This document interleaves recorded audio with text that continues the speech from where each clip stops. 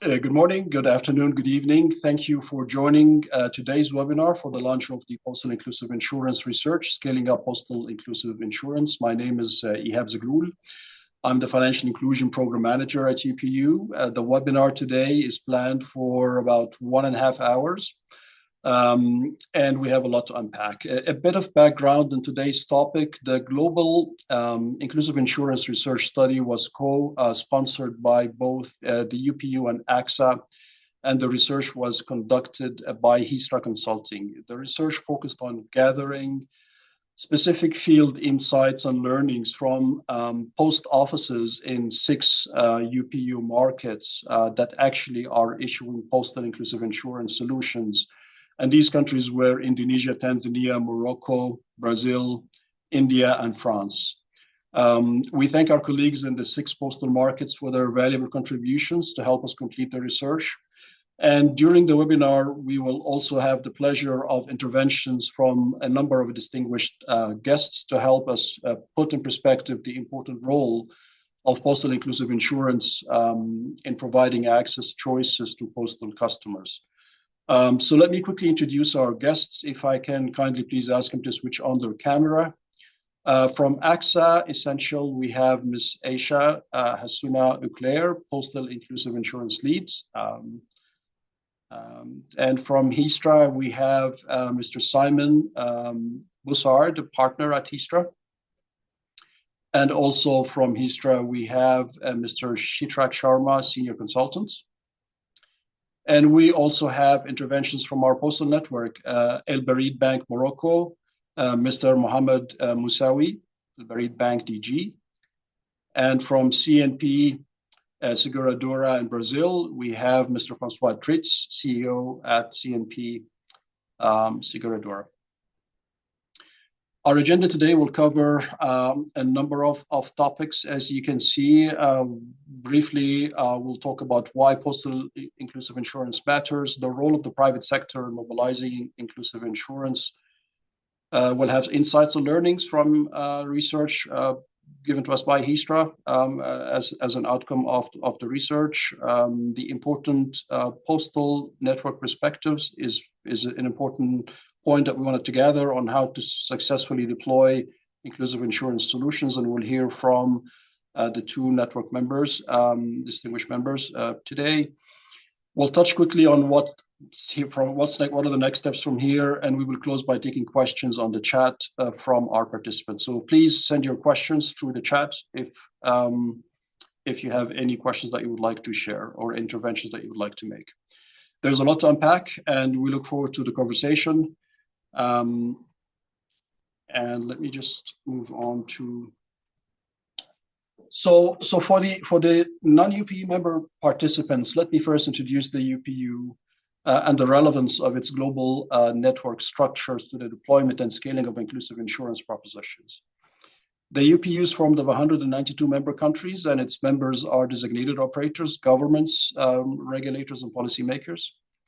With more than 650,000 outlets globally, the reach of the postal network is really community central, particularly in remote and rural areas where the underserved customer resides the most. The UPU customer segments that we're focusing on are the MSMEs, the women, the youth, smallholder farmers, and other underserved customers that living in both rural and urban settings. A recent study by the microinsurance network and collaboration with UNDP cited that nearly 90% of people in low-income countries have no access to insurance. The UPU network is a global platform that can enable relevant last-mile customer inclusive insurance engagements on products and solutions, on insurance literacy and capacity building initiatives for both digital and bricks and mortar solutions delivery. Postal inclusive insurance matters because postal customers hold affinity and trust with their community post, and it is their preferred go-to outlet during various life events. When a shock like a premature death or disability of the main breadwinner occurs, the household loses its income or its ability to actually earn income. So offering, postal inclusive insurance can extend the financial protection safety net for low-income, underserved segments, and that are traditionally, excluded from insurance coverage. It can also offer affordable access to insurance solutions to mitigate financial risks, increase economic empowerment, resilience, and can also fast-track the underserved customers into financial inclusion. So really, postal inclusive insurance has a lot of benefits associated with it, and it has direct impact on vulnerable individuals, and it can help them from falling, into poverty by addressing this protection gap that can improve their livelihood. And while financial inclusion efforts have actually, in the past, have been focused on expanded access on savings and credit and payments system, insurance, unfortunately, remains to be the often overlooked component of the financial well-being. At UPU, Postal Inclusive Insurance is at the heart of the UPU financial inclusion strategy, but its fulfillment is really a product of a joint collaboration. The private-public collaboration is very important to deliver on common goals and allow us to jointly support the national financial inclusion priorities for our member countries. Let's now hear more on the role of the private sector in expanding inclusive insurance capabilities from AXA. And Ms. Hassouna Claire, please go ahead with your intervention. Thank you so much, Ihab. It's really a pleasure for me to be here personally, and for AXA, as this report, and you'll see, is really marks a key milestone in our partnership with the Universal Postal Union that aims to advance inclusive insurance in collaboration with postal operators, our partners that have really joined us along the way, like Histra, CNP Assurance, Banque El Balid, on this call and much beyond. Today, I'll be giving you a quick overview of the role of the insurance sector, most specifically AXA, in collaborating with Post and other insurers in the ecosystem, of course, to close what we call the protection gap. So Ihab mentioned the protection gap, but I'll go deeply into it later on. So I'll start perhaps with a quick introduction of who we are. So AXA Essential, my team, is the AXA Group's inclusive insurance arm. It was founded in 2016 with a mission to start where traditional insurance, as we call it, stops, by covering who needed the most, the low to middle income, with what we coin the 3 A's: accessible, affordable, and attractive protection products. Today, we serve, as you can see in the slide, 17 million clients in 21 countries in both the emerging world and mature markets, more recently in Europe. Our work, however, despite these numbers, does not come without its challenges. And I think any inclusive insurance practitioner on this call would agree, it's very much the distribution. Finding well-known, trusted, accessible channels has been, since 2016, and will remain our main challenge. As AXA Essential, today we have over 250 partnerships with MFIs, corporates, FMCGs, fintechs, etc., but have recently focused on what we call the postal channel to continue our efforts to expand our reach and close this protection gap. So a quick word on that. Today it stands at 4 billion individuals globally, meaning that for us, really, the definition is that they're one health mishap away from finding themselves in a very, very difficult situation. And as Ihab rightly mentioned, and I think I will repeat it here, Post constitutes really the obvious avenue in closing this gap, as they target the underserved and combine elements of trust. The tellers are really key pillars of their communities, very respected individuals. And Egypt Post, for which I work as well these days, one of them, a member of their management team, told me, you don't need marketing when you have the teller. That means, they carry this weight in their community. They have this reach into the rural, peri-urban areas where, traditional insurers don't really operate. They're now a huge availer of financial services, and I was quite staggered by the fact that 1.5 billion people today access financial services through their local posts. And cherry on top of that, they're often mandated by their central bank to drive financial inclusion. So as you can see here, there's an alignment of plans. On one hand, you have the posts that combine all of these characteristics and are going through a business transformation, looking to diversify beyond the traditional mail and logistics towards more financial services. And on the other, as I said, insurers like AXA are looking towards innovative avenues for distribution. So AXA has already begun its journey in postal inclusive insurance in both the mature world and the emerging markets, with two partnerships, very, very different from each other in terms of models. The first one is Correos in Spain, with an exclusive partnership covering employees of the post themselves and the customers. AXA and Correos have designed a lead generation model leveraging 1,400 branches and, which was very interesting, thousands of rural postmen to generate these leads. And maybe the second example, one that I can speak to personally, as I've been on the ground now for 2 years in Egypt, supporting its launch. AXA has partnered with the Egyptian Post Office. More specifically, its its investment arm, it's called Post for Investment, to launch Egypt's first microinsurance company through a 50-50 joint venture setup. So we ambition today to reach 12 million customers within a decade. Noting for me, which is my main driver of the work that we do here, is the first time that any low to middle income Egyptian will have access to retail microinsurance products in one of the 4,700 branches nationwide. So these are, very high level models that I wanted to explain, but just goes to show that there are very different types of models that exist. And you'll dig deeper a little bit later with Simon and Shitrax from Histra, second part of the presentation. I just wanted to note that AXA has been very ambitious, shown by these two models, showing the commitment that we have towards developing this channel and our conviction around postal networks. However, we also have this conviction that we cannot do it alone. There are 4 billion people still to protect, as I mentioned, the protection gap, and over 200 posts globally. Hence, this larger partnership with the UPU that we're talking about today, and private insurers like CNP Assurance on this call to advance inclusive insurance through postal operators. Actors like AXA, CNP, Al Barid Bank on this call are, I would say, the trailblazers of this new space, and have a role as innovators in the space that presents both an impact opportunity, as I mentioned with the protection gap, and a business opportunity. But still today, it's a very nascent space. There's much to be shared, to be learned, and also for us to inspire others to join us in this journey, private insurers on one hand and posts as well, to really venture into this nascent space. So this is one of the main reasons, and this is what you'll see next, why we set out to study the state of postal inclusive insurance, and they derive best practices from on-the-ground examples to achieve better scale and to serve better in the end client. So I'll leave the floor to Simon and Shitrax from Histra to give you a little teaser into the study that we've conducted in the past year. Thank you. Thank you, Aisha.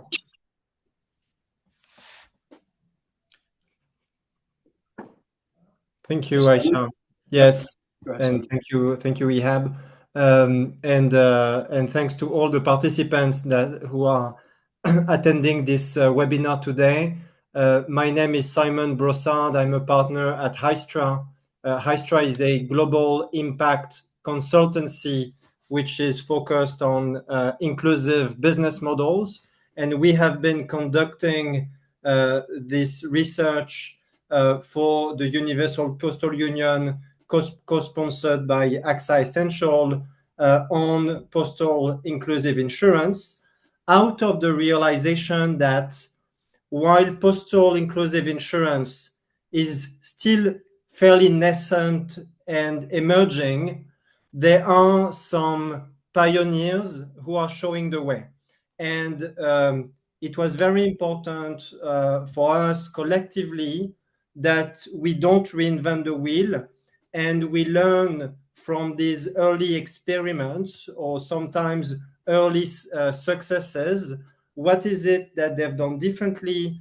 What are the success factors, but also what are the outstanding barriers and challenges that would need to be addressed in order to move the needle?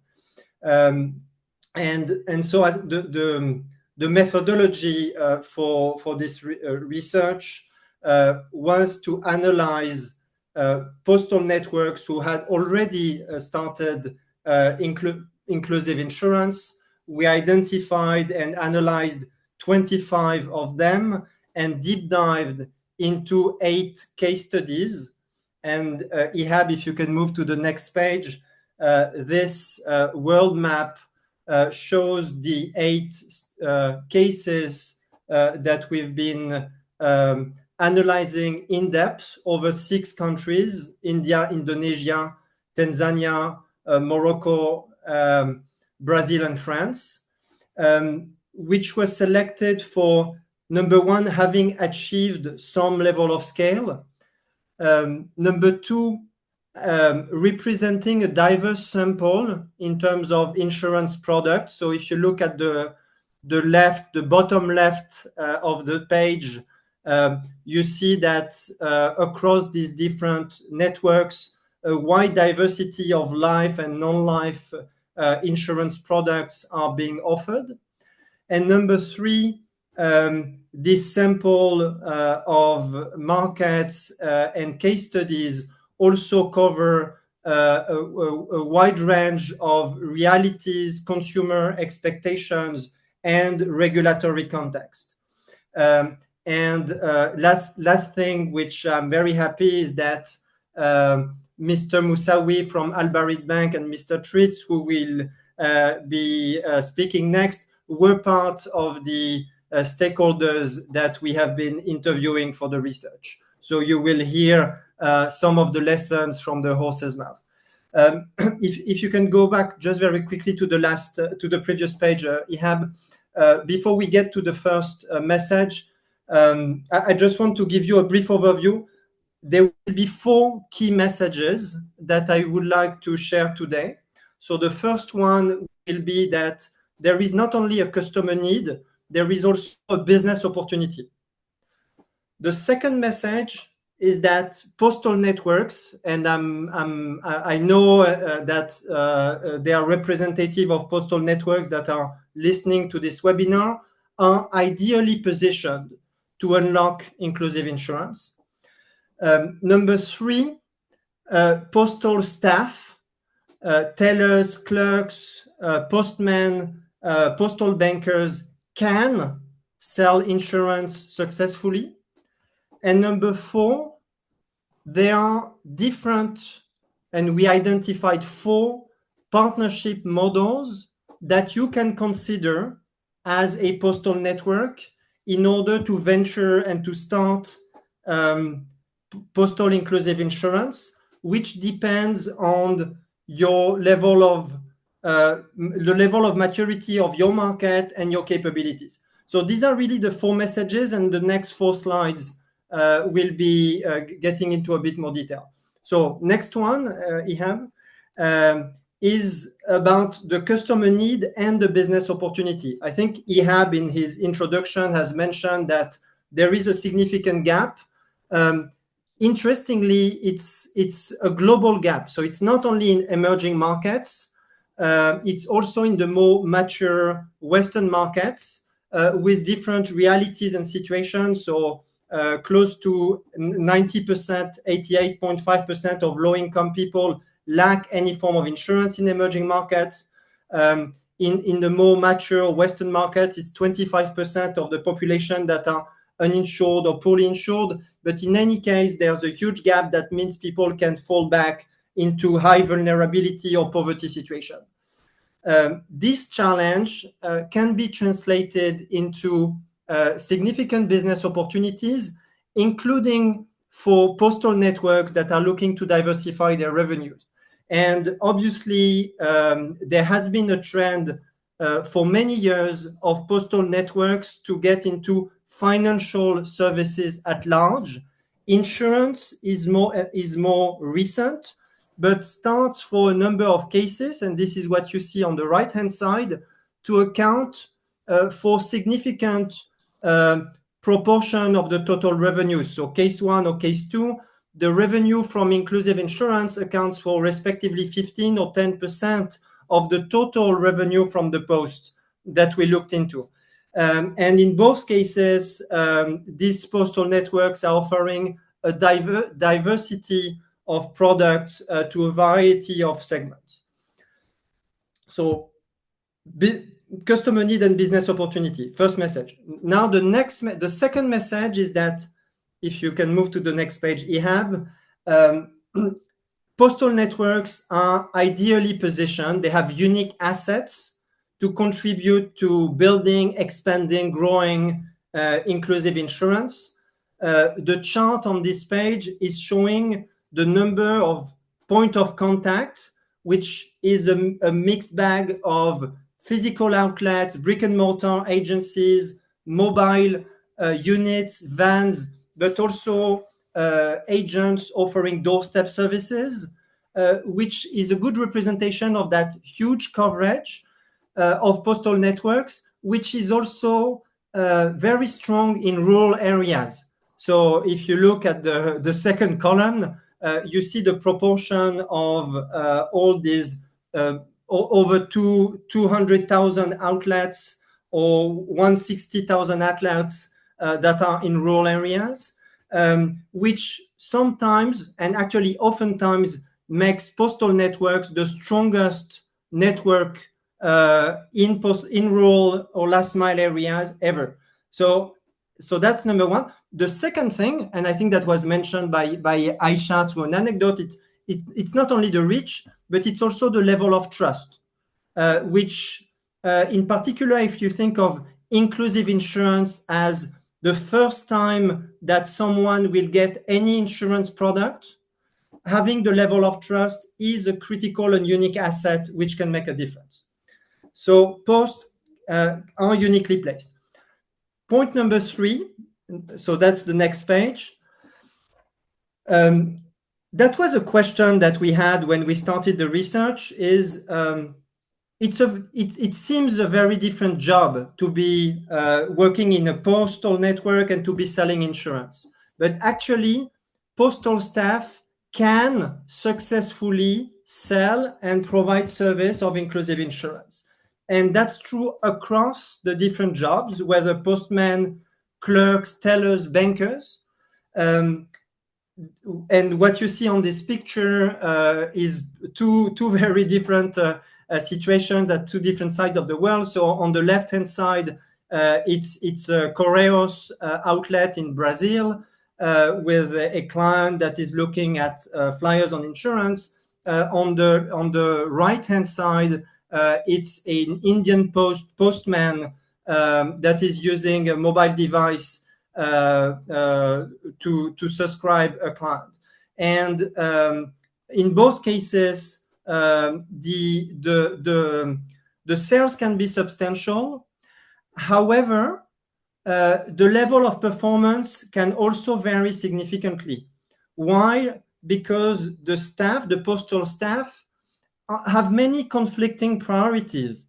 It's never their sole and unique responsibility to sell insurance.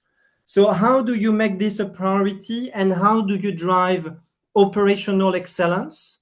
What are the best practices from an operational standpoint? This is what this report has been covering, and she will give you a glimpse at some of these best practices in a few minutes. Last important message, you are a postal network, you are interested in inclusive insurance, and you are wondering, how should I get into this?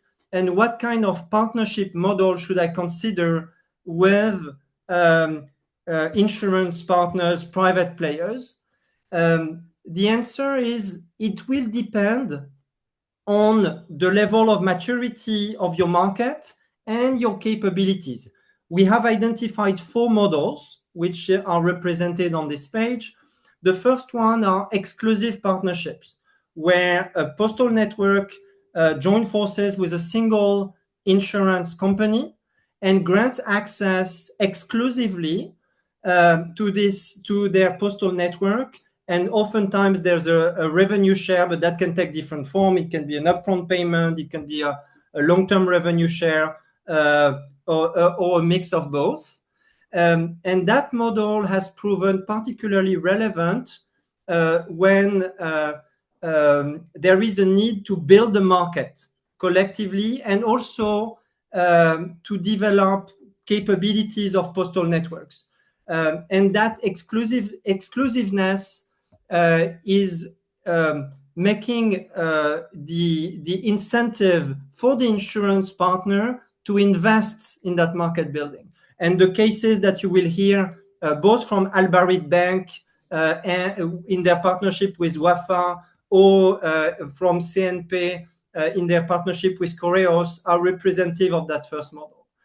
The second one is non-exclusive partnerships. So here, one postal network strike deals with several insurance companies that sell different product categories and do all the premium collection, claims management, etc. This we have seen be relevant in large, very diversified markets where a single partner cannot cover all the products or all the geographies. And not surprisingly, this is the model that India has been selecting. So the India Post Payment Bank has been striking deal with multiple insurers. Point number 3, here it's not a partnership. So we are it's sitting in the partnership model, but it's actually when a postal network is strong enough in a mature enough market and is willing to get a higher stake into insurance, there can be a decision to build or acquire an insurance company. And then the postal network becomes the insurer. And this is the famous case of La Banque Postale acquiring CNP Assurance. So maybe François Tritz can mention this also in his intervention.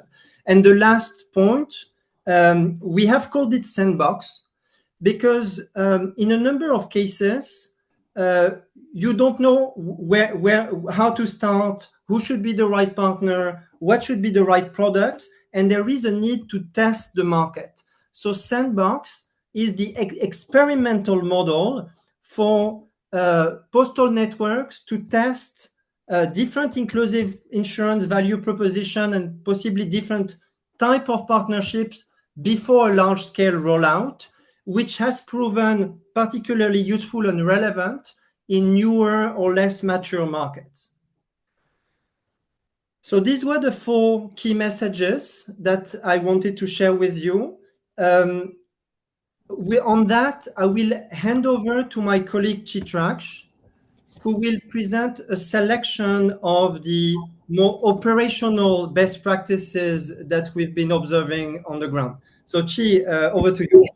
Thanks a lot, Simon.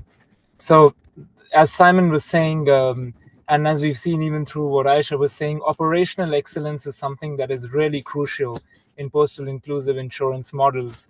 And now I'm going to show you some of the learnings that we got off the ground, a small selection. There are many more in the report of the project itself, but here we'll just show you a few.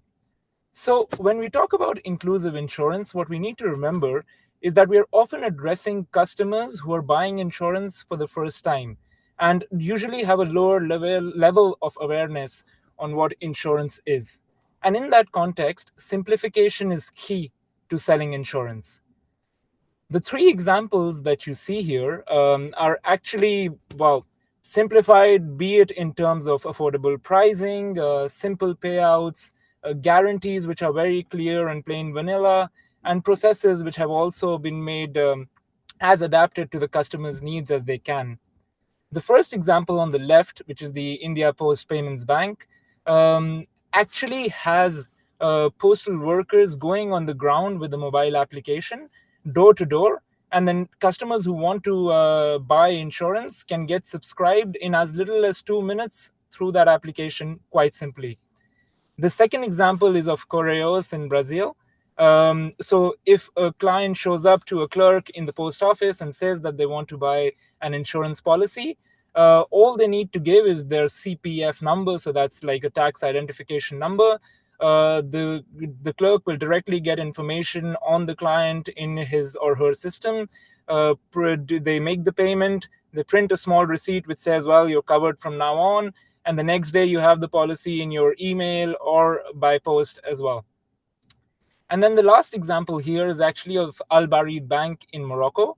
And it's quite an innovative claims payment system, because what they have done is that the claims payment ability has been delegated to the post. So as soon as somebody comes with just two simple documents, the death certificate of the person who bought the funeral insurance and their own ID card, they can get paid for their claim instantly at the spot. And then there is an audit from the insurance partner, so that's Wafa Insurance in this case, who does a check after the fact. And that's why it's quite innovative as well. But even with like simpler, straightforward products, what we need to remember, and what a lot of people have told us, is that insurance is a product that is sold, not one that is bought.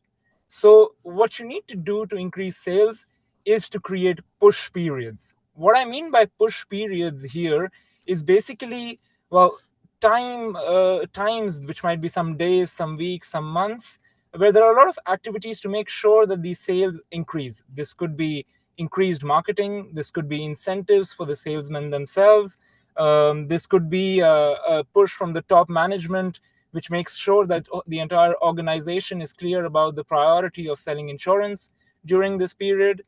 And what we've seen across examples, but here you see two, is that compared to a normal period where there is no push versus one where there is, sales can get multiplied by as much as 5 or 10 times for insurance because of these measures. So there can be many measures, but I'll give you two examples here. The first one comes from Correos.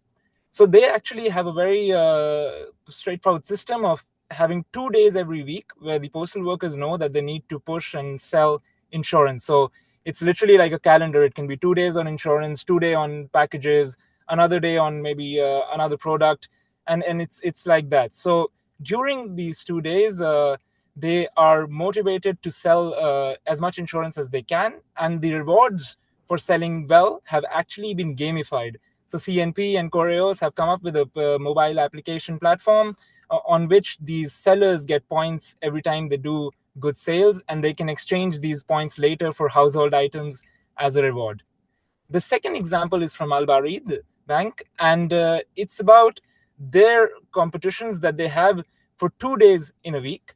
And it's quite fun to watch, because what happens is that they publish a live ranking across the postal offices throughout the country, live every 2 hours, of where one post stands as compared to others in terms of sales.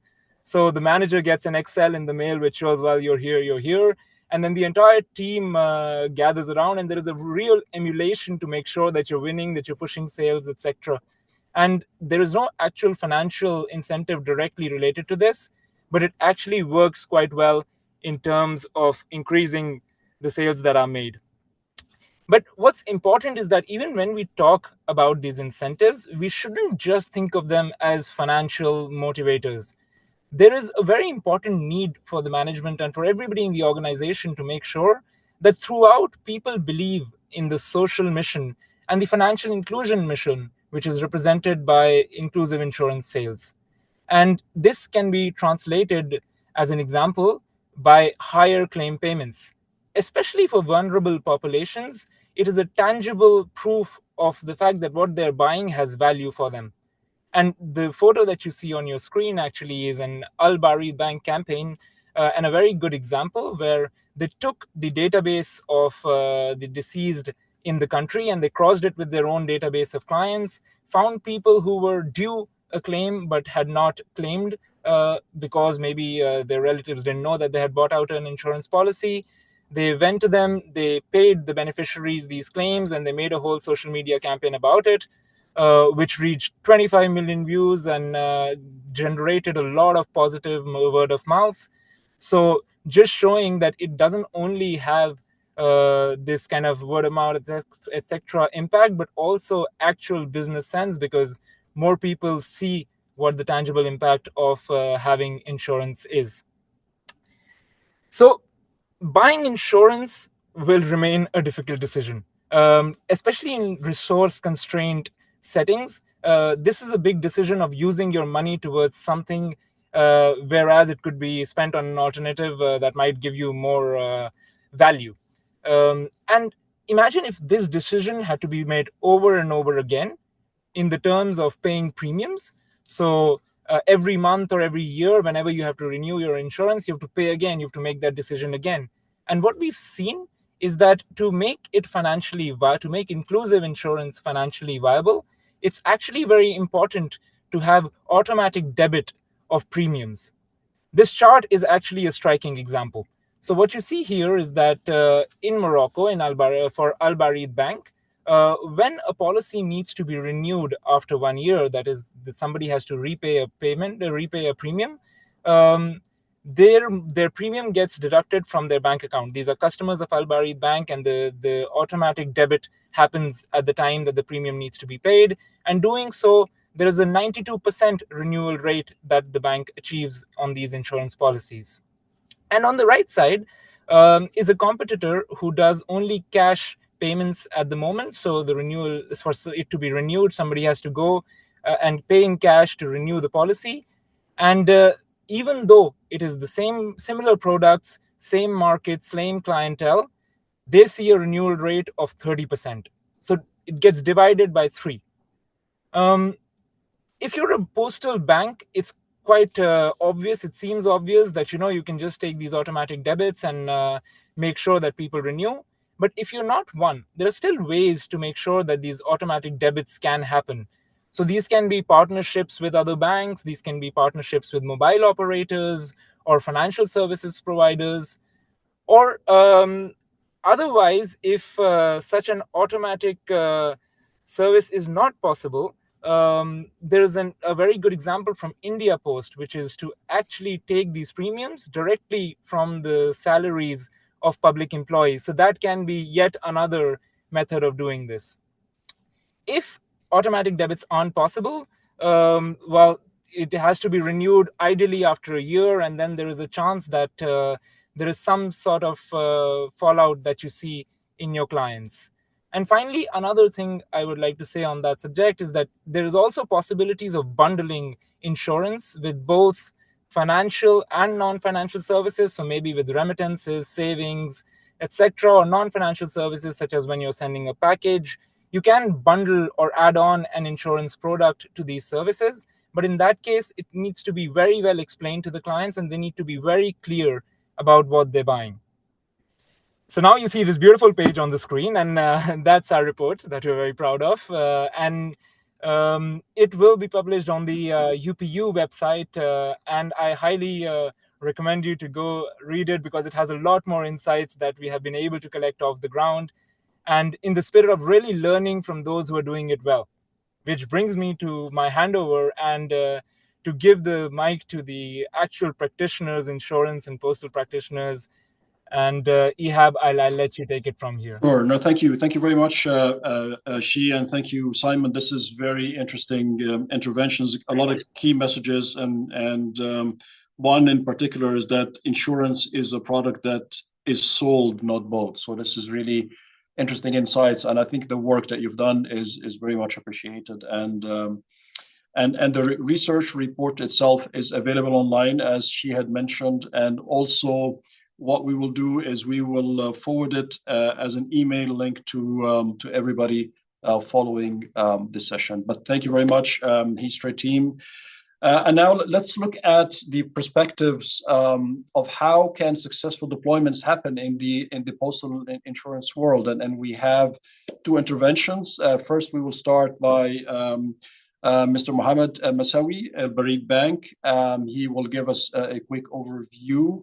And then we will hear also from Mr. Tritz on the Brazil Seguradora example and models. And then we will actually pose for a few questions to both of them to help us unpack and understand better their propositions. Mr. Masawi, the floor is yours. Merci, merci Ihab. Bonjour à toutes et à tous. Thank you very much. Good afternoon, everyone. parmi vous et It's a real pleasure for me to be à ce here and be séminaire able et to profiter de contribute l'occasion to pour this webinar. And I would like to saluer take nos advantage as well to invités qui greet ont and thank all the teams organisé from the countries cet who have organized séminaire.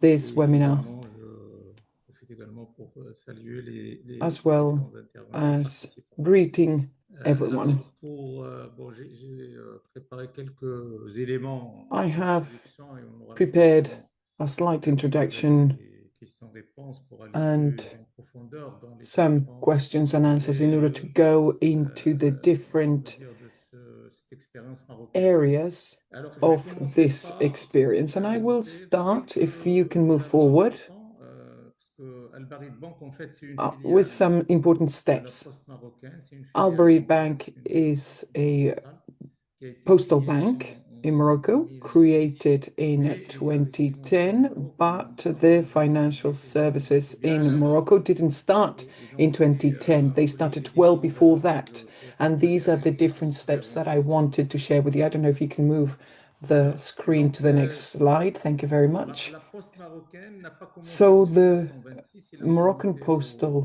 Bank XVIIIe siècle, started in, 1890 or the post à peu started près. Et in par contre, the 1926 marque, 19th on va dire, la century, date but in où le premier service 1926, financier a été we lancé see par la the Poste, c'est first les comptes chèques financial postaux. services being Et launched.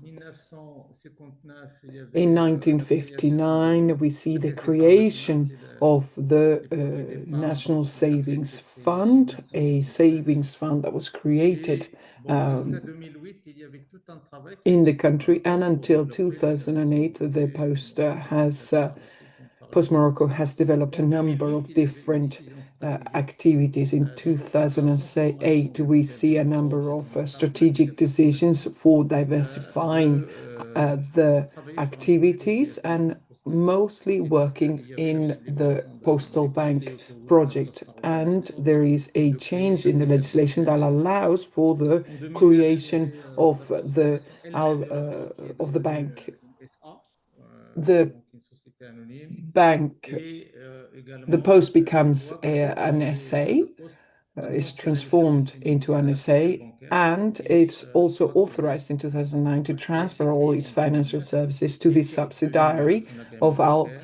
Barid Et en Bank. 2010, il y avait le In lancement officiel 2010, we d'Al Barid see Bank the avec official launch of the 3 Al Barid millions Bank with de comptes 3.4 et million un compte spécifique accounts. au moment où on a And créé la banque at postale. the time when we created the postal On va bank, we dire see a que ces choses contribution sont devenues des because at comptes the bancaires time et on those a participé à améliorer de postal manière accounts have très become significative le niveau de bank bancarisation accounts, and we du Maroc see how the rate increases incredibly, the quelques banking dates rate également increases in importantes. Morocco. 2013, il y Another avait few la important dates. filialisation, le banque a 2013, créé une autre the filiale qui bank est Barid created Cash, yet qui s'est another spécialisée dans subsidiary, le Barid transfert Cash, d'argent which is vers specializing in un money guichet qui n'est transfers, pas un and service this bancaire. is Donc, a c'est characteristic that voilà, is not donc on a créé une of filiale a standard spécifique. bank, and that's why we En create that 2014, specific il y avait le subsidiary. lancement And in de ce qui est la 2014, we banque see digitale, the c'est la creation of banque the mobile digital bank qui of apparaît Barid d'ailleurs Bank en France, c'est une Mobile, fintech BBM, et c'est parmi les leaders sur le marché marocain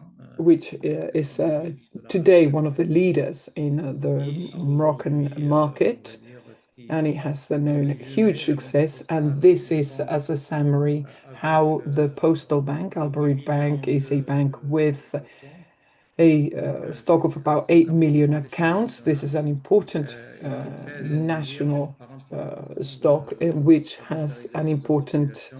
Une banque moderne avec weight multi-canal in the et country, orientée is a multi-channel bank which vers le canal digital. Et comme j'ai dit tout à is l'heure, au moment de l'application strategically mobile, qui va farmer hyper, focusing on the sinon, digital on va dire, c'est market, une on the application digital leader sur technology, and is one of the leader leader sur le marché applications marocain en termes de in the transactions Moroccan financières market in terms sur le of mobile. financial Merci pour votre patience. transactions. I don't know if we can Alors, move on pour to the l'assurance, next parce que c'est le slide, sujet de notre on insurances, and this is the webinaire. real subject for this On a webinar. marqué ici, enfin, j'ai marqué I 2016 have avec, included here on va dire, in le this déploiement, mais en timeline fait, réellement, c'était bien 2005 for the avant, launch, but avec really things la happened a little bit séparation de before that, Télécom because et de la with the Poste en separation of the telecom and the 1998, post in juste après, donc notamment 1998, justement we see right after that in the diversification strategy how the Post Morocco had launched a pilot on insurances, signing conventions with 3 insurance companies. It was created in 1999 on a 3-year period, and following that pilot project, we saw that the results were very positive, and following that, the final decision was made in order to position ourselves on the insurance activities. That was in 2005, with that partnership, with the birth of, well, it's a partnership with WAF Assurance, and that led to the creation of 3 different offers: a life insurance, a savings, and the retirement savings. Those were the 3 different types of offers. In 2010, we see the creation of the bank and the transfer of these products towards Albury Bank. And in 2014, we started with, and those who may know the history of financial inclusion and everything that talks inclusion in general, this notion of inclusivity was something that was really mentioned as for 2011. We used to have other terminologies before that, but in 2014 we really launched that inclusive insurance product, and we saw on the presentation made by our colleagues how that was presented, and this really gives birth to this first inclusive insurance product that allows beneficiaries to be paid immediately, instantly, if they can present that death certificate and their ID, and to be paid immediately. In 2017, we launched the assistance offer, and in 2024, we see the creation of another subsidiary, Buried Cash, which, as from 2018, becomes a payment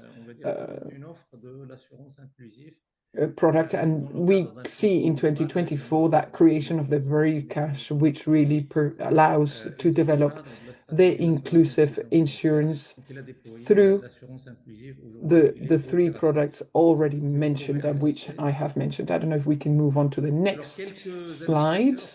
What would be the basic indicators? We have quite a very complementary offer. We have those 3 products on life insurance, on savings, and on retirement, and we offer in each different types of products. We have funeral insurance, we have several options as well. In general, there is also assistance with several categories of assistance, whether it be to travel to foreign countries, within the Schengen countries, within Morocco. There is a large number of different possibilities. What are the necessary indicators of our activity to bear in mind? One could say that yearly, as from 2018, we have seen a sales evolution of almost an average of 9%, and in 2024 we have sold a little bit more than 500 products. We also see an evolution in our stock of contracts with more than 7 million, and in terms of amounts in Moroccan dirham, we see an evolution of 5.9% in order to gauge what the different needs of our clients are. These are some of the very basic elements on the creation and evolution of the insurance and inclusive insurance products of the Postal Bank and its subsidiary, both Albury Bank and Buried Cash. And of course, I am at your disposal in order to give you more information later on if you have any questions. Thank you very much. Thank you, Mr. Moussaoui. This is a really interesting perspective from a postal network standpoint. Really interesting learnings and interesting messages. Let us now hear from Mr. Tritz from a partner perspective, from a postal insurance partner perspective. Working very close with the network Correios in Brazil. Let's hear his perspective on how a successful model can actually be undertaken based on the Brazil model. Mr. Tritz, the floor is yours. Thank you very much, Ihab. First of all, thank you very much for the opportunity. Thanks to UPU, to ISTRA, and to AXA. Very happy to take part to the launch of this initiative, which is very important to us as CNP, because it is very close to our DNA and to the values and mission of CNP, which is clearly to contribute to push back the boundaries of insurance. And clearly this initiative is part of this and will contribute to this. Just, Ihab, if we can move to the next slide, giving a few background information. First about CNP. So CNP is a global insurer who has mainly activities in Europe and in Latin America. And the specificity of CNP is that CNP is a subsidiary of La Banque Postale, which is the French captive bank of La Poste. So a takeaway here is the strong postal DNA of CNP, which is the demonstration, I think, or common understanding of what are the challenges of postal organization and postal bank organization throughout the world. So we have activities and distributions of insurance in France with La Poste. Here we are going to focus more on Correios activities.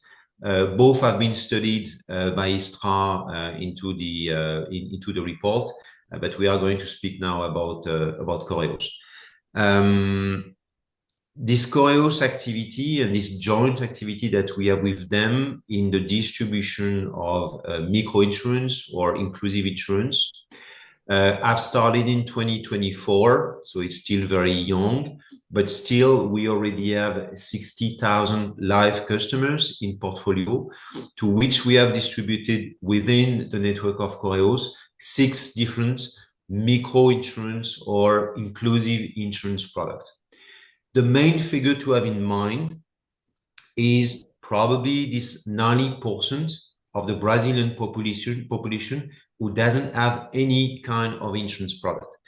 And I think it reinforced one of the message of Aisha and message of Simon as well on the gap of coverage which exists today and which is so relevant in many countries, even in some countries who may have the perceptions or give the perceptions of a lot of financial maturity. So what we are doing and what we try to do jointly with Correios is to reduce and contribute to the democratization of insurance in Brazil. And why we have teamed up with Correios and why we believe that Correios can contribute to reduce this gap, it is because, and not only, but because of the size of the network. Correios is 7,000 service points all across the Brazilian territory. It is the largest distribution network still available to distribute insurance product. And the second matter, which is very important to us and that we have identified jointly as a very strong point in the value proposition, is the reputation of Correios as a postal organization. The level of trust of the Brazilian population into Correios is super high, and it is very important in order to support the transformation of the business model of Correios and support the trust that the people will have into a product, an insurance product branded Correios. Ihab, if you want, we can move to the next slide. So what we have been asked for this webinar to deep dive a little bit more is in terms of challenges and in terms of success factor in the eyes or on the side of the insurance partner. We think, and what we have seen so far is that in this business case, there was and there is still 4 main challenges to have in mind. First, the low financial culture or literacy of the population, not only about insurance, but as well about financial products and bank, which is one of the challenges we need to consider into the product design and into the distribution of the product. The second challenge is the nature of Correos, which is to the contrary of the example of Morocco, which is not a bank. So Correos have not done yet this change, moving from a pure postal organization into a postal and bank organization.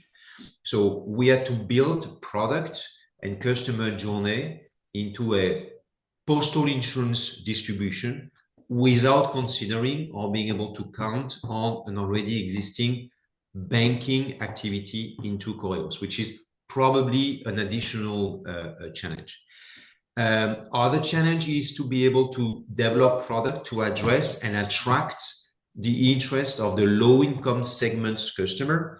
The Brazilian market population is distributed around 5 main segments, A being the more mature and E being the lowest. We address here with Correos the customer segment C, D, E, which are the lowest segments of the market. And the last challenge, and not the least, is the sales force engagement. And I think here the colleagues of ISTRA have well spoken about the fact that Postal Network have the capacity to sell, but nevertheless, we need to help, we need to support, we need to train, and we need to build the engagement of the sales force, which is another challenge. So to sum up 4 main challenges, the culture of the population about insurance, the fact that we are building up on top of a non-banking organization, the profile of the customer segments, which require simple product at very low cost, and the sales force engagement and the transformations of the sales force. How we have succeeded very positively with Correos, and we are still working on this to overcome those challenges, can be summed up in a few elements. First is the proximity of the relationship that we have with Correos. We have many meetings. We have a strong governance at the highest level of the Correos to support, accompany the development of the product along with the strategy and the transformation of the Correos. The other key success factor is the commitment of CNP into a field force and people on the field close to the team of Correos to train, to animate, to help the people of Correos to make the change, not to sell, but to support them into this very important transformation of the business model. Another key success factor is what we have built, and she mentioned it before, in terms of gamification, animation, capacity of the sales force to win points and to be stimulated positively to sell insurance product, which for us has been clearly a game changer. And last but not least, everything we have done jointly with Correos to build a very simple and efficient sales process integrated into the IT of Correos, which is very important as well to avoid disruptions into the sales process and between tools inside the post office. But everything we have done so far is really as much as possible integrated into the IT of Correos, which make the customer journey, the subscriptions process simple and smooth into the journey of the customer. Obviously, there is much more to say. There is a lot into the study. I don't want to use much more time, and I think Ihab, it is time now to leave the floor for a Q&A. Yes, thank you very much, Mr. Tritz. So I think we'll try to take a pause now on the presentations, and we'll actually just go to questions to Mr. Tritz and Mr. Moussaoui. I'll start with a question to Mr. Tritz. So looking at the key challenges that you've actually just walked us through. If you were to look back at some of these most challenging factors, I mean, looking at postal networks that would like to implement, inclusive insurance, could you really highlight like the top three most challenging issues that you had to, contemplate with as part of your deployment of the inclusive insurance capability in Brazil? Yeah, sure. I think one of the important challenge that we still have, to be honest, at the moment, is more a post-sale topic than a selling issue directly. As mentioned before into this webinar, selling is possible, and I think we have demonstrated with Correos that the team of Correos has been able to do the change and being able to turn themselves into effective distributor of insurance product. The challenge that we still see today and needs to be considered from the beginning, from the design of the product and of the journey, is the premium collection and the persistency of the customer. As you have in one hand people, a population which has a low culture of insurance, and as we have designed, to keep the value and the price of the product accessible, we have designed a product which is a monthly premium product. Even if small, with small premiums, there is still this challenge of the customer who will decide and will understand that they need to stay into a premium monthly collection system.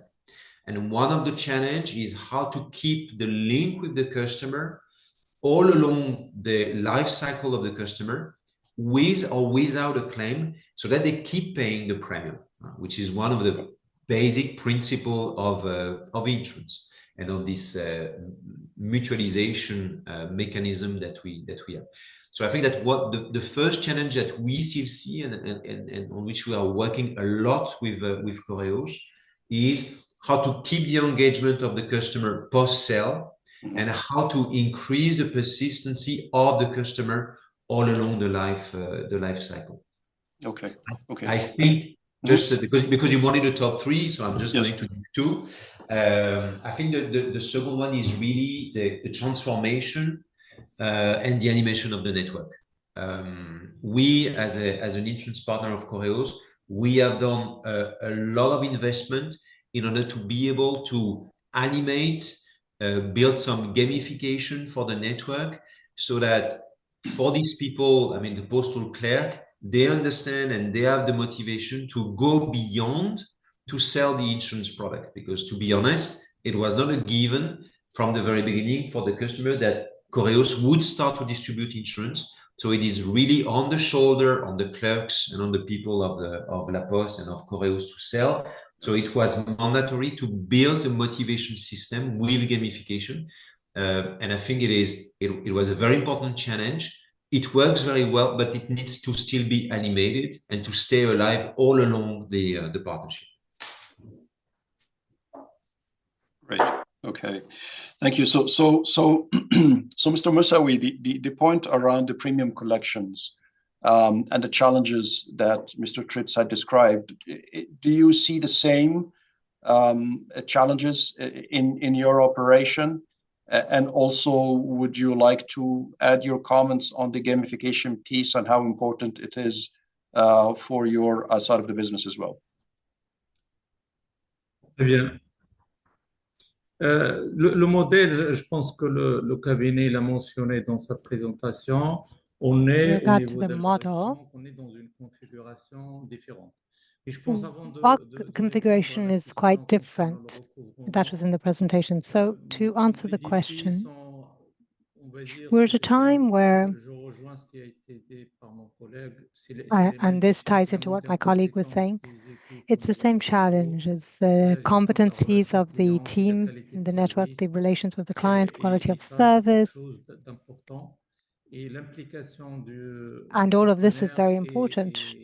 And the involvement of the partner and the working methods, the way in which we collaborate is very important to succeed in this challenge. Now, we don't have the same level of difficulties as Correios has in Brazil.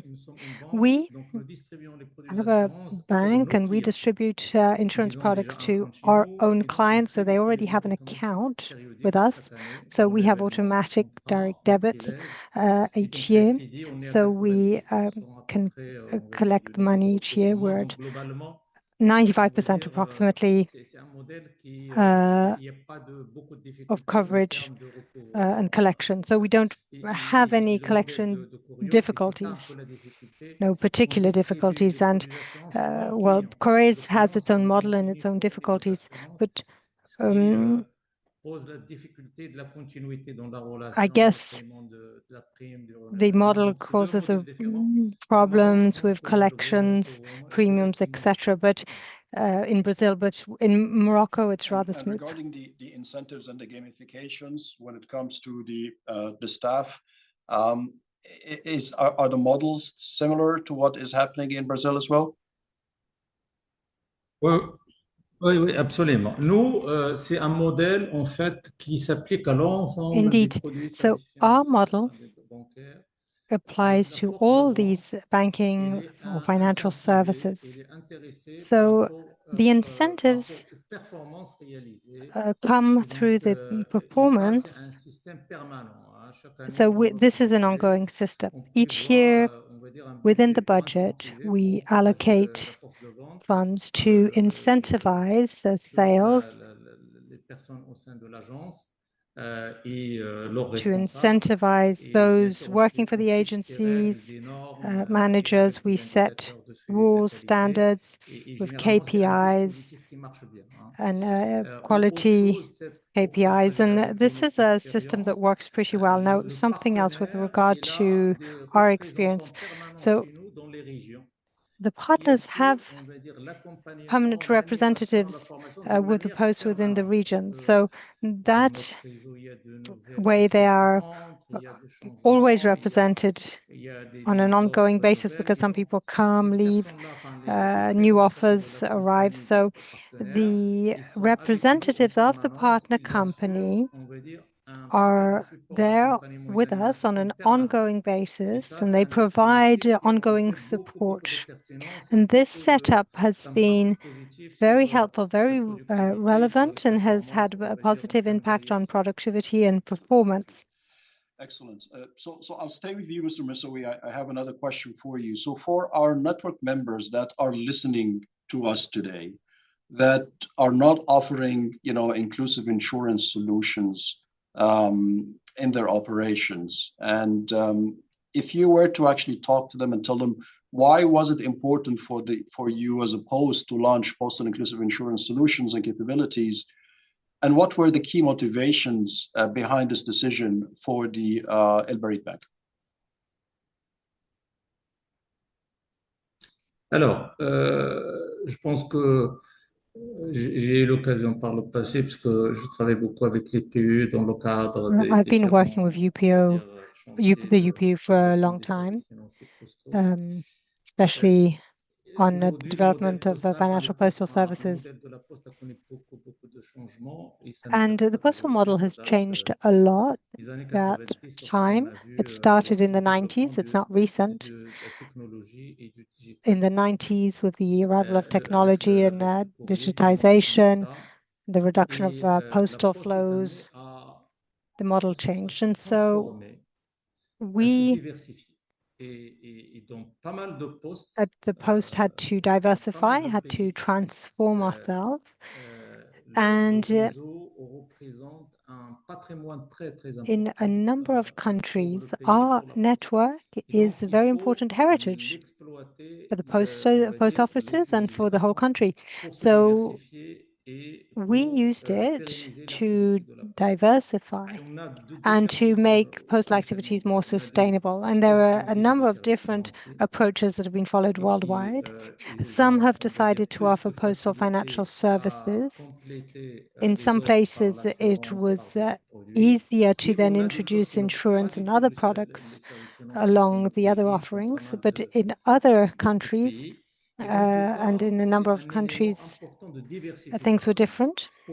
Anyhow, for us, it was something that enabled us to diversify in order to make our postal activities more sustainable.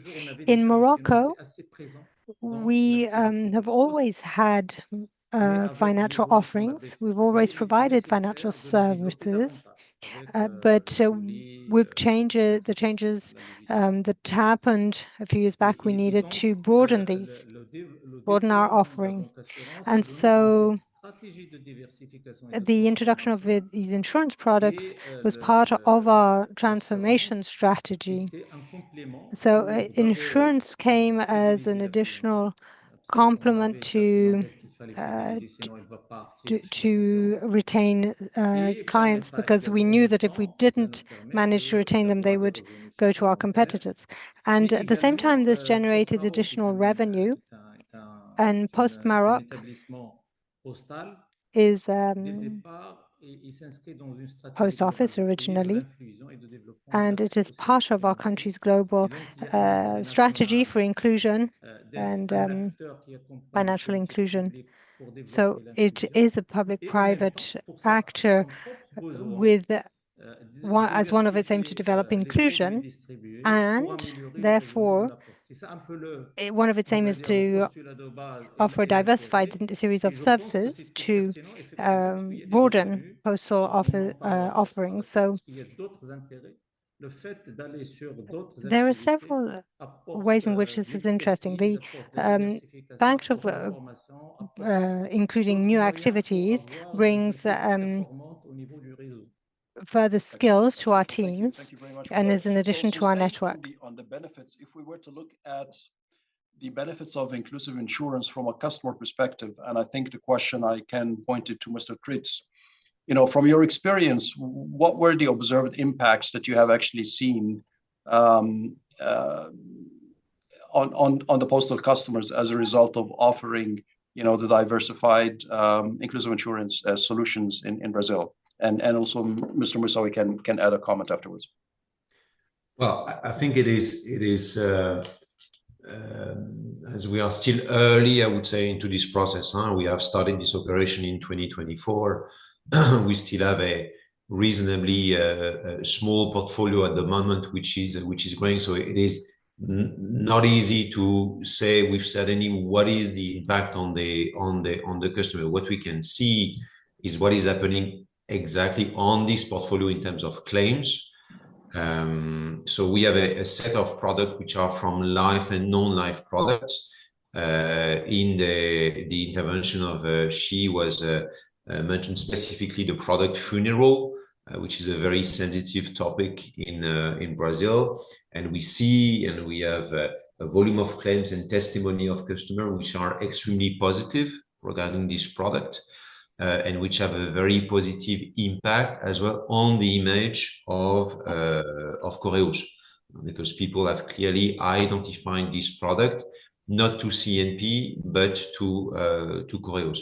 So there is definitely a level of protection which is higher. There is definitely a direct impact on the image of Correios.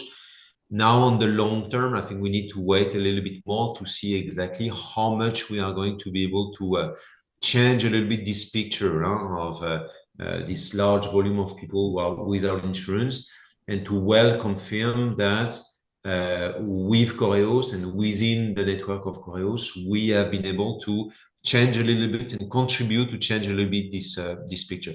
I just would like to add something which has been touched by Mr. Moussaoui, which is the role of regulators. I would really like to mention that it is super important, specifically as public organization, to really look at the position and how much the local insurance insurance and or financial services regulator can support the development of the product. We have here, for example, in Brazil, a regulator which is very supportive of this type of product. They have a specialty, I would say, a branch, if I may say, related to the development of micro and inclusive insurance, and it is super helpful. I've seen, for example, that in the Q&A in the chat, there are some questions on the training or the mandatory training which is necessary to sell. It is made here in Brazil super simple for the people of Correios to be able to turn themselves into distributor of insurance product. So really, I would like to emphasize this, that one of the key success factor and one important aspect of the project is always to look and to speak with regulators and to measure their readiness and support to all type of initiatives. Okay, Mr. Russo, very quickly, because we're running a bit out of time, the impact on the customer from your perspective. Any comments that you would like to add to Mr. Tritz's points?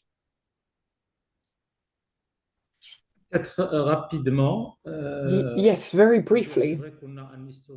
Indeed, we have a very important history. We started with that first experience in '95. And 26 years later, we have that history to be taken into account. I would say that we are well implanted, and insurance for us is a response to a direct need.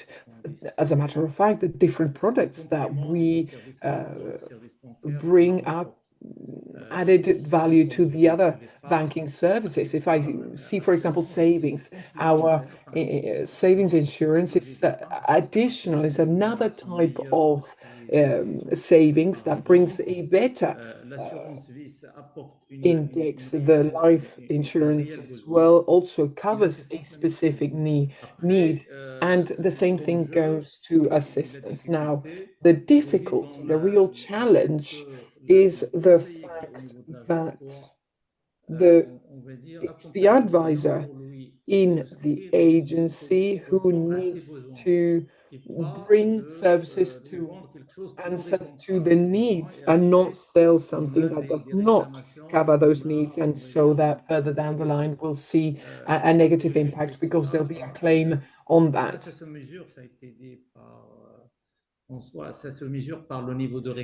And that can be measured by the number of claims. Thank you.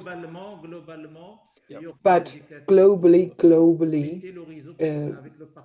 with our indicators and with our partner, we are working towards a few years, but to be the most performant possible. There's many more questions, but one last question before we leave this interesting session, and a question to Mr. Tritz is that certain postal networks, they may have the choice and the possibility for launching postal inclusive insurance on their own. Could you comment on why it may be beneficial for them to consider partnership as a route to take instead of doing it on their own?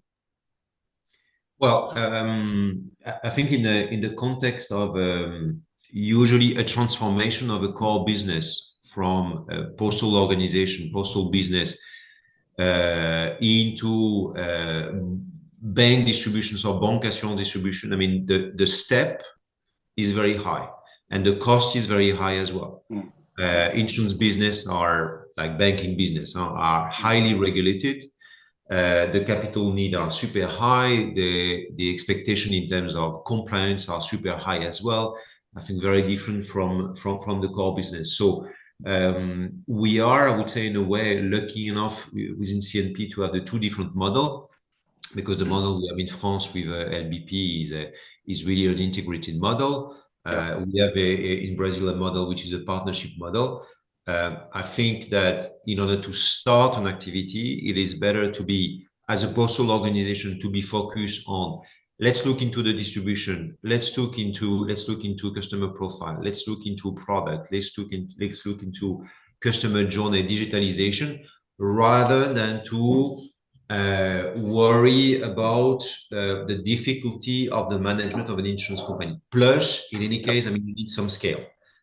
Before reaching a certain scale, the profitability is not going to be there, and this is really not recommended. When you reach scale, definitely, I mean, this is an option which can be done within a joint venture model as well, which is an intermediary step.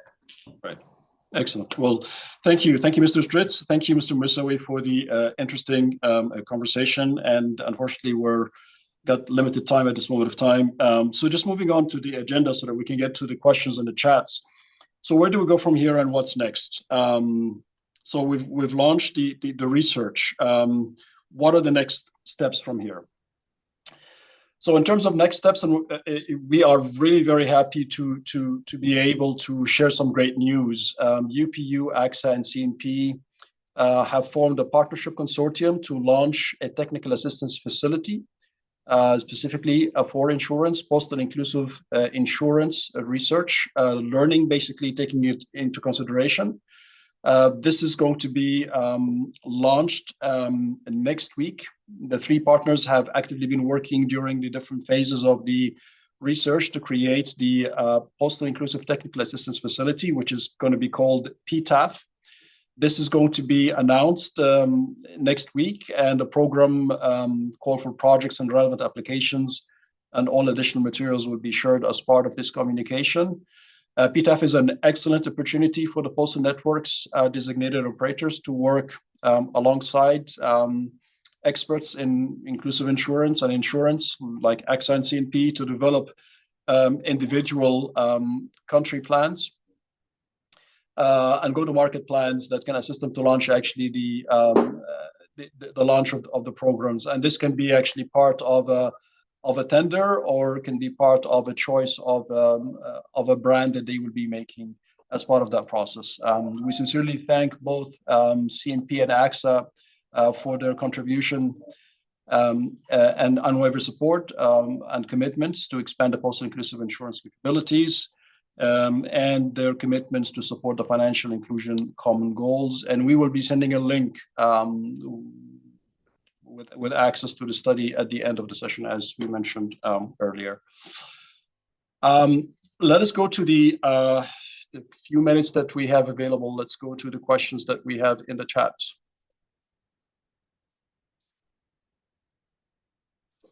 I think there's a question from Hashim. What role will each party play in the value chain, product development, underwriting, claims, handling, and customer service? Mr. Tritz, would you like to take that question on, please? The question again is what role each party play in the value chain, product development, underwriting, claims handling, and customer service. Yeah, I think it's a good question. It's not easy to answer in a few minutes. What I would say is that in order to decide about that, it's a question of design from the very beginning. But usually the insurance company is more in charge of the claims management, and the delegation of the day-to-day of the claims management is not an easy thing to be done. So this is more something which stays with the insurance company. There is as well, in this case, something to look at, which is more on the regulatory side. Okay, some regulators are more, I would say, picky in this regard, and limits what can be delegated to the distributor. Because really in this case, you have in one hand the distributor, and the other hand, I mean, you have the insurance company. And in some cases, in some countries, and with some regulators, the roles are really emissions are really segregated. But I think this is a great question and really something to consider from the very beginning, because when the product is launched, this is not something easy to change afterwards. A change of a claims process or a claims journey process is complex, is sensitive, and not easy to adapt after the launch of the product. So really the need to probe and to make sure that there is a good interpretation of the postal regulatory provisions is a key element before actually starting in this journey. Because sometimes I understand it could be open to interpretation. It may be a gray area and requires a bit of probing, I guess. Well, it depends on regulators. Okay, you have regulators who have different behaviors, I would say, and write things in different ways. But usually, roles and responsibilities and relationship between the distributor and the insurance company are pretty well defined by the regulators. Mr. Moussa, we bring an important topic regarding what we call from time to time mis-selling, to be sure that we sell the appropriate product to the appropriate customers. You have in Europe, but in other countries as well, a very strong regulation regarding this, which defines very well roles and responsibility of the insurer and of the distributor. So yeah, I mean, looking into this topic is, I think, fundamental. Understood. The next question will go to Mr. Moussaoui, and the question says, can insurance services be integrated with existing postal digital platforms or mobile apps for seamless access?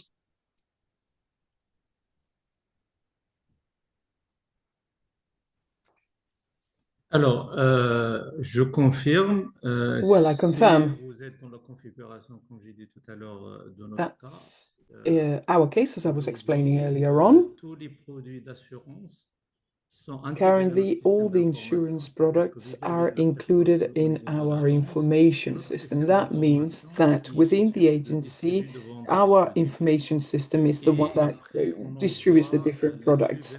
And then that information goes to the insurance so it can be integrated at the different levels. And we have already started as well integrating it into the mobile channel. So it's perfectly possible. And today, if this is what we're doing at our level. So I think the next question so there's a question around training support that would be needed for postal staff, and also there's a question around after-sales support and claims processing. Maybe we can combine both of these together. Mr. Kritz, would you be kind enough to provide, shed some lights on these two combined questions together, please?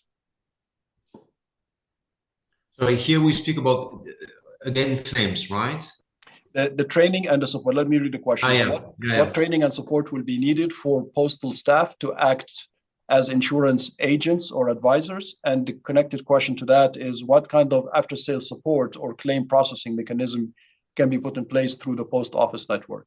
Yeah, well, I think again, I will come back to the same point, which is very regulation related, okay, which is not the same country by country. Again, what we have seen in Brazil is a context which is, I would say, relatively open and friendly to all distribution model that we have with Correios, okay, where the training is relatively light in order Correios people to be able to sell insurance products. For what is related to claims, it is more, there are more constraints, and we could not easily delegate claims management to the team of Correios. Globally, as I said a few minutes ago, to be looked at the beginning of the project to check regulatory standpoint and as well appetite and added value to do that. I could really picture out very well the added value in some cases of managing the claims or part of the claims process into the post office, because it's another opportunity of a visit into the post office. It's another opportunity of relationship with the customer. But I would finish on this. What we see as a clear tendency is digitalization. Customer, especially this type of customer, they want digital claims process. Yeah, I think we're running a bit out of time. I think our time is up. So there's a couple other questions. I think we will send the responses back in the chat, in the responses back. But this is the end of the session, and we are really very happy to have our distinguished guests and their interventions. And we thank very much AXA, CNP, and HISTRA for their contribution and collaboration. And we thank all our guests and thanks the participants for today's session. And we will send the link with the report for the research. And thank you very much for attending and for your participation today. Thank you.